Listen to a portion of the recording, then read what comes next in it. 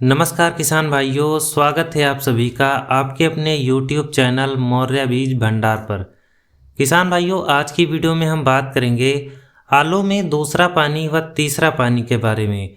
दूसरे पानी के साथ हमें कौन से पोषक तत्वों को डालना चाहिए व कौन सी खाद का प्रयोग करना चाहिए और तीसरे पानी के साथ हमें कौन से माइक्रो न्यूट्रिएंट्स को डालना चाहिए और उसके साथ हमें कौन कौन सी खादों का प्रयोग करना चाहिए, इसके बारे में आपको विस्तार से बताएंगे। किसान भाइयों, आलू में अगर हम पहले पानी की बात करें तो पहला पानी किसान जो है वो नॉर्मल लगा देता है। उसके साथ बहुत सारे किसान भाई यूरिया का प्रयोग करते हैं, लेकिन मैं उन किसान भाइयों से कहना चाहता हूं कि अगर आपके खेतों में जड़ सड़न की समस्या या काली जड़ होने की समस्या होती हो तो आप उस खेत में यूरिया का प्रयोग पहले पानी के साथ ना करें। तो इस वीडियो में हम बात करेंगे दूसरा पानी व तीसरा पानी के बारे में। आलू में जो दूसरा पानी है लगभग 25 से 30 दिन के बाद दूसरा पानी लगाना चाहिए। इस समय पौधे को माइक्रो न्यूट्रिएंट्स की बहुत ज़्यादा ज़रूरत होती है। इस समय यूरिया के साथ हम माइक्रो न्यूट्रिएंट्स को डाल सकते हैं। कौन कौन से माइक्रो न्यूट्रिएंट्स डाल सकते हैं इसके बारे में आपको विस्तार से बताएंगे। दूसरे पानी की अगर हम बात करें तो दूसरे पानी में किसान भाई यूरिया डालते हैं तो यूरिया आप 35 से 40 किलोग्राम पर एकड़ के हिसाब से ले सकते हो और इसके साथ आपको ह्यूमिक एसिड मिलाना है 98% वाला। अगर यह ना हो तो और भी बहुत सारी कंपनियां बनाती हैं, जैसे सुपर ताकत है या यूनिगोल्ड कंपनी का यूनिगोल्ड अल्ट्रा है, और भी बहुत सारे मार्केट में आपको प्रोडक्ट देखने को मिलते हैं। 1 से 2 किलोग्राम पर एकड़ के हिसाब से आप इसका इस्तेमाल कर सकते हो। अगर आप यूनिगोल्ड कंपनी के यूनिगोल्ड अल्ट्रा का प्रयोग करते हो तो 1 किलोग्राम पर एकड़ के हिसाब से पर्याप्त रहेगा। इसके अलावा और भी बहुत सारे प्रोडक्ट आपको मार्केट में मिल जाएंगे। तीसरा, आपको माइक्रो न्यूट्रिएंट्स लेना है। माइक्रो न्यूट्रिएंट्स में आपको वो बैग लेना है जिसमें 4 से 5 प्रकार के पोषक तत्व आपको मिल जाएं। जैसे टी स्टेंस कंपनी का माइक्रो फूड नाम से आता है, इसके अलावा दयाल कंपनी का अनमोल माइक्रो के नाम से आता है, और जो तीसरा है वो है किसान भाइयों आयुष्मान कंपनी का आयुष्मान अल्ट्रा के नाम से आता है, जिसके अंदर बहुत सारे पोषक तत्व आपको मिल जाएंगे।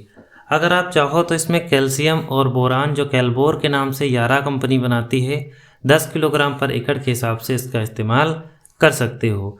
अगर आपको ये दोनों मिक्स वाले ना मिले तो आप बोरान ले सकते हो जो 10% वाला आता है, उसको आप ले सकते हो 2 किलोग्राम पर एकड़ के हिसाब से, और कैल्शियम नाइट्रेट जो है वो आप 5 किलोग्राम पर एकड़ के हिसाब से ले सकते हो। बोरान जो है किसान भाइयों वो चमक बनाने का कार्य करता है। अगर आप पहले वाले प्रोडक्ट को ना डालना चाहते हो तो आप दूसरे प्रोडक्ट को भी डाल सकते हो। इसमें आपको यूरिया लेना है 40 किलोग्राम पर एकड़ के हिसाब से। आप बायोवीटा ले सकते हो जो एक्स पावर वाला आता है GR फार्म में, ये PI कंपनी बनाती है। 4.5 से 5 किलोग्राम पर एकड़ के हिसाब से आप इसका प्रयोग कर सकते हो।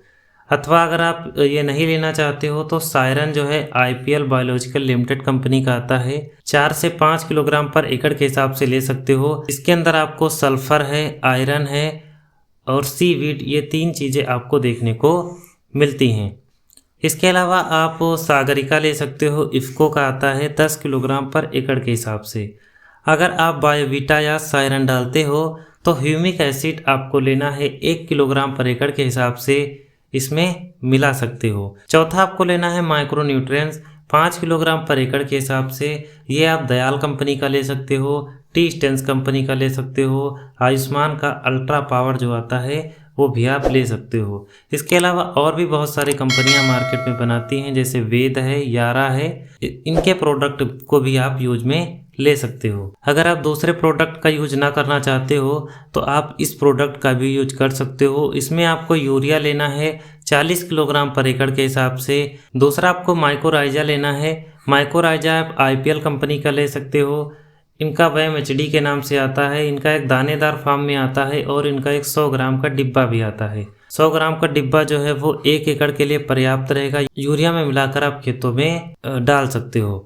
दूसरा, इनका वैम शक्ति आता है जो GR फार्म में आता है, इसको भी आप यूरिया के साथ मिक्स कर सकते हो।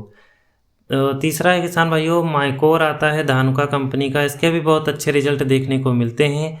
इसके अलावा बहुत सारी कंपनियां बनाती हैं, आप उनके भी माइकोराइजा का इस्तेमाल कर सकते हो। तीसरा आपको किसान भाइयों लेना है ह्यूमिक एसिड, 98% वाला हो या और भी मार्केट में बहुत सारी कंपनियां बनाती हैं, जैसे मार्केट में सुपर ताकत है या यूनिगोल्ड का यूनिगोल्ड 20G है, यूनिगोल्ड 5 स्टार है या यूनिगोल्ड अल्ट्रा है। ये आप प्रयोग में ले सकते हो 1 किलोग्राम पर एकड़ के हिसाब से। इसके अलावा और भी बहुत सारे कंपनियों का ह्यूमिक आप यूज में ले सकते हो 1 किलोग्राम पर एकड़ के हिसाब से। चौथा आपको लेना है माइक्रो न्यूट्रिएंट। माइक्रो न्यूट्रिएंट आपको 5 किलोग्राम पर एकड़ के हिसाब से लेना है।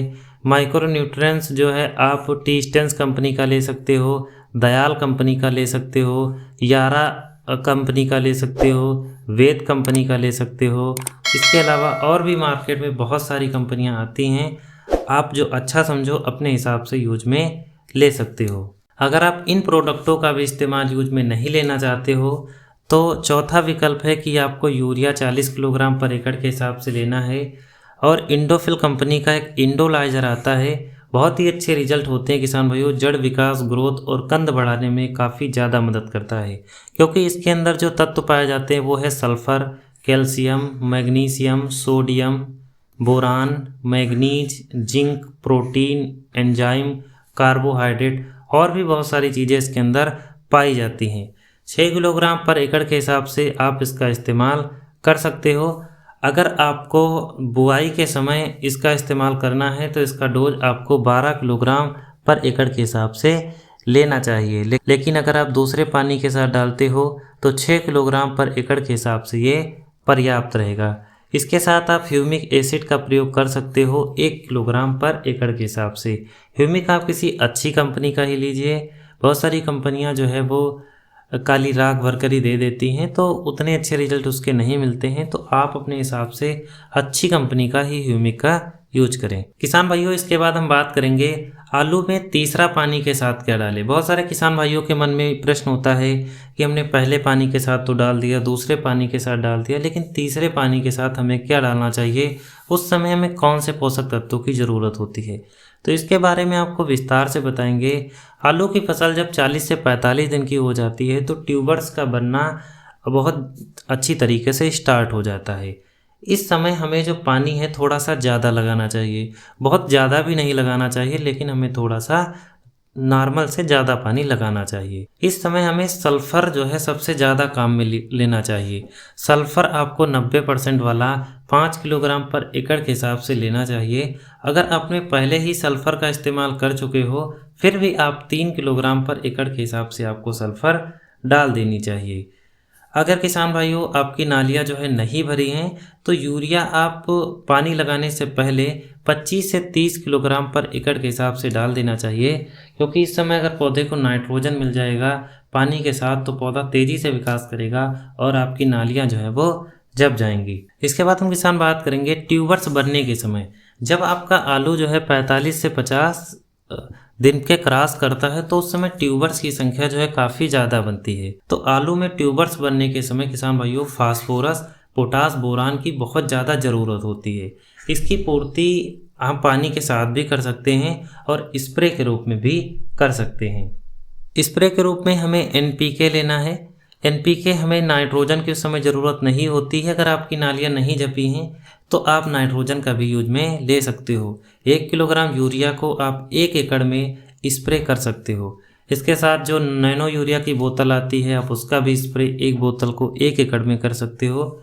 लेकिन अगर आपको नालियाँ आपकी झप गई अच्छे से, लाग भी काफ़ी ज़्यादा है, तो आप उस स्थिति में 05234 का इस्तेमाल कीजिए। इसमें फास्फोरस जो है वो 52% है और पोटाश जो है वो 34% है। अगर आपको ये मार्केट में नहीं मिलता है तो आप 1261 का भी इस्तेमाल कर सकते हो। इसमें पोटाश नहीं होती है, अलग से आपको पोटाश लेने की ज़रूरत होगी। 2 किलोग्राम पर एकड़ के हिसाब से आप इसका इस्तेमाल कर सकते हो, चाहे वो 05234 हो या 1261 हो। इसके साथ आपको बोरान लेना चाहिए। बोरान आप 100 से 150 ग्राम पर एकड़ के हिसाब से ले सकते हो। फास्फोरस जो है वो नंबर्स ऑफ ट्यूबर्स को बढ़ाने में काफ़ी ज़्यादा मदद करती है और पोटाश जो है आलू को मोटा, सुंदर, चमकीला और मिट्टी को भुरभुरी रखने का भी कार्य करता है। बोरान जो है फल फूल आने में और फलों की संख्या बढ़ाने में, कंदों की संख्या बढ़ाने में भी काफ़ी ज़्यादा मदद करता है। इसके साथ साथ आलू में चमक भी बनाने का कार्य करता है। तो इसकी पूर्ति हमें स्प्रे के रूप में करना चाहिए, क्योंकि हम चाहें तो ज़मीन के माध्यम से भी इन्हें पानी के साथ भी डाल सकते हैं, लेकिन अगर स्प्रे करते हैं तो स्प्रे के रूप में पूर्ति इसकी अच्छे से हो जाती है। किसान भाइयों, अगर आपको फास्फोरस नहीं लेना है इसके साथ, तो आप 2 किलोग्राम जो DAP है उसका भी इस्तेमाल कर सकते हो। शाम को आप DAP को पानी में भिगो कर रख सकते हो और सुबह उसे अच्छे से छान कर आप स्प्रे कर सकते हो। तो किसान भाइयों, अगर आप 0 NPK का आपको मार्केट में नहीं मिलती है या आप पैसा लगाना नहीं चाहते हो, आपके पास अगर यूरिया है तो आप 1 किलोग्राम यूरिया का इस्तेमाल कर सकते हो। दूसरा आपको DAP लेना है 2 किलोग्राम, और तीसरा आपको किसान भाइयों लेना है पोटास। पोटास आप 0050 मार्केट में आती है, जो सफ़ेद वाली पोटास होती है, उसका भी इस्तेमाल कर सकते हो। तो आपको लेना है DAP। इन सभी का घोल बनाकर आप स्प्रे कर सकते हो, और 100 से 150 ग्राम बोरान भी आप इसके साथ मिक्स कर सकते हो। सस्ता विकल्प है और काफ़ी अच्छे इसके रिजल्ट देखने को मिलते हैं। इसके साथ साथ बहुत सारे हमारे किसान भाई ऐसे होते हैं जो खरबूजे की खेती या और भी खेती करना चाहते हैं, तो वो कच्चे समय में ही आलू की खुदाई कर लेते हैं। तो किसान भाई, अगर आप कच्चे आलू की खुदाई करना चाहते हो तो उस समय कैल्शियम नाइट्रेट की बहुत ज़्यादा ज़रूरत होती है। तो जब आपका आलू 45 से 50 दिन का होता है तो उस समय आप 6 से 7 किलो कैल्शियम नाइट्रेट को अपने खेतों में डालकर पानी लगा सकते हो तीसरे पानी के समय। बहुत ही अच्छे रिजल्ट इसको देखने को मिलते हैं। आलू का कंद तेज़ी से बढ़ता है और ट्यूबर्स की संख्या भी काफ़ी ज़्यादा होती है। एक और वीडियो बनाएंगे जिसमें हम बात करेंगे कि आलू में जितने भी फर्टिलाइज़र होते हैं, चाहे वो 19-19-19 हो, 18-18-18 हो, 12-61-0 हो, या 0-52-34 हो, या 0050 हो, सभी के बारे में आपको डिटेल से बताएंगे कि हमें किस समय कौन सी खादों का स्प्रे करना चाहिए कि आलू की फसल में हम अच्छी से अच्छी पैदावार ले सके। किसान भाइयों, इसी प्रकार की वीडियो को देखने के लिए हमारे चैनल को सब्सक्राइब जरूर करें।